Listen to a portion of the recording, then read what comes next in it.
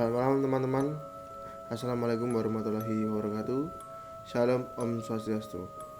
Selamat datang di segmen terbaru kita, yaitu Paranormal Experience.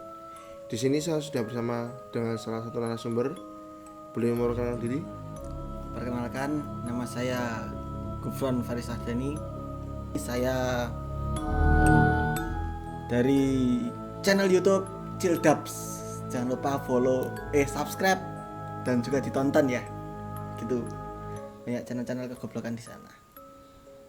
Nah, fungsi dari keberadaan Mas Gufron di sini yaitu akan menceritakan sebuah pengalaman mistis yang telah dialami oleh Mas Gufron. Boleh diceritakan Mas beberapa pengalamannya tentang hal mistis? 1 atau 2, Mas? Ya, boleh lebih juga boleh. 1 aja ya? Ya, siap. Monggo. Enggak baik, lebih itu. Jadi 2 tahun yang lalu itu saya naik gunung, Mas. Saya kan suka toh naik gunung gitu. Ya tapi baru 1 kali 2 kali lah naik gunung. Nah saat itu saya di Gunung Prau. Saya sebut aja ya namanya Gunung Prau. Nah di Gunung Prau tersebut tuh ada satu jalur yang baru. Dan itu baru dibuka belum lama, Mas. Jadi weekend yang harusnya gunung itu rame, gunung rame, weekend rame itu di jalur itu tuh cuma ada 2 rombongan saya dan yang duluan datang. Nah itu tuh saya sampai base camp, berangkat dari Jogja ke Gunung Prau dulu. Dari Jogja itu habis asar, terus sampai di base camp Prau sekitar habis isya. Karena hujan tadi neduh dulu cari makan, sampai base camp habis isya, mau registrasi langsung naik, tapi ternyata nggak ada rombongan lain. Berarti cuma satu rombongan dari Mas Gufron? Yang rombongan tadi udah berangkat sekitar jam 3 sorean. Kita cuma 3 orang, Mas. Satu saya, teman saya cowok, sama teman saya cewek. Ceweknya cuma 1 orang. Akhirnya kan bingung toh, Mas mau naik atau enggak, sempat bimbang di situ. Kita di base camp akhirnya buat keputusan buat nunggu rombongan lain sampai jam 11 malam. Sampai jam 11 malam itu di base camp, terus akhirnya rencananya sih saya sama teman saya yang cowok tuh nggak mau naik karena lihat kondisi nggak ada temen. Nggak memungkinkan berarti? Ya nggak memungkinkan karena jalur baru, nggak ada temen. Awam juga, Mas. Takutlah kesasar atau gimana nanti. Nah terus tapi teman saya yang cewek itu kekeh mau naik, minta ayo berangkat, terus berangkat naik saat itu juga. Akhirnya jam setengah 12 malam kita regis ke base camp. Tanyain pihak base camp, yakin. Kebetulan itu juga bawa HT walkie-talkie, Mas. Bawa HT 1, minta frekuensi base camp. Kita mulai nanjak itu udah kesasar, Mas. Berarti awal-awal naik? Awal-awal naik itu yang harusnya belok kanan itu saya mah lurus masuk ke ada cabang berarti? Masuk ke kebun warga. Jadi itu panah kan ada panah toh, Mas. Ya, panah penunjuk jalan tiap jalur. Tapi di situ tuh nggak kelihatan.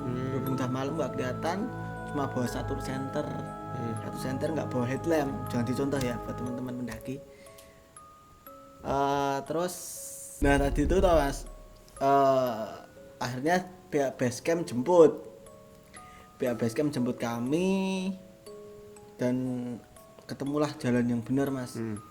Itu saya melenceng sekitar 10-20 meter dari jalur.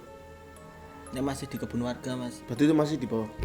Masih di bawah, masih di wilayah desa. Sebenarnya masih wilayah desa. Terus mulai nanjak, katanya warga sekitar tuh dari base camp sampai puncak perahu itu sekitar 3 jam udah sampai puncak. 3 jam udah sampai puncak, berarti kan harusnya jam 11, 12, 13, 14, jam 2an saya udah sampai puncak.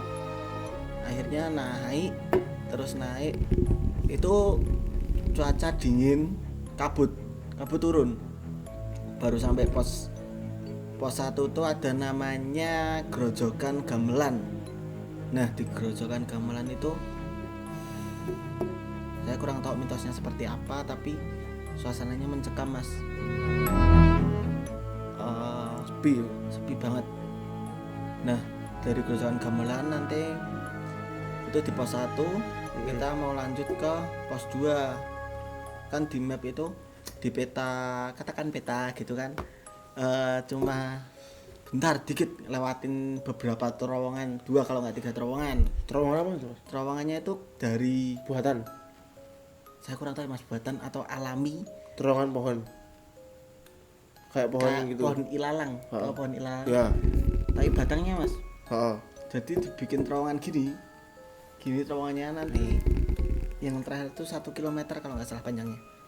100 meter kalau nggak salah 1 kilo ya, saya lupa. Pokoknya terowongan terakhir itu nanti panjang. langsung sampai di pos 2. Kita tuh ndaki tuh santai banget Mas, baru kayak ini ndaki malam santai. Sampai setelah lewat di terowongan itu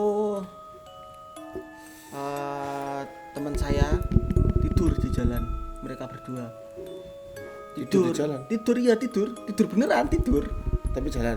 enggak, tidur. Oh, jadi istirahat. Tidur.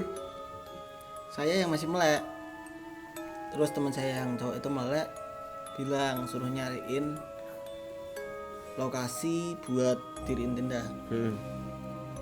Nah, habis itu habis tahu lokasi buat diriin tenda, saya nyari itu sekitar jam 2-an. Udah jam 2, tapi anehnya tuh udah jalan 3 jam lebih nggak sampai di pos 2 Mas.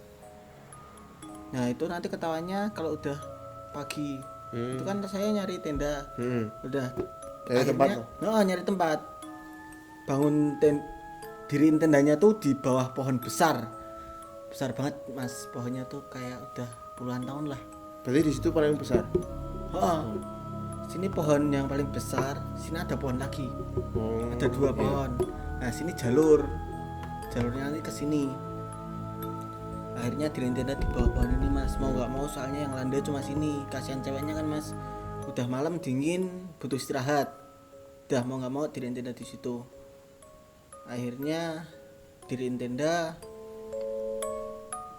Teman cewek saya langsung tidur. Nah teman cowok saya itu tuh ngelihat kayak ada bayangan gede hitam gitu Pohon. dari pohon. Pohonnya. Dari pohonnya. Bayangan pohon kan? Bukan bayangan pohon, entah orang atau apa ya. Tapi itu tuh deketin si cewek. Berarti perlahan. Jadi kan ini tenda kotak, sini cewek, temanku baru aku. Temanku tuh masih melek, aku setengah sadar. Nah temanku ini tuh lihat ada Dari bayangan depan apa dari belakang? dari samping. Dari samping. Dari samping yang pohon satunya yang Dari di sini. samping tenda.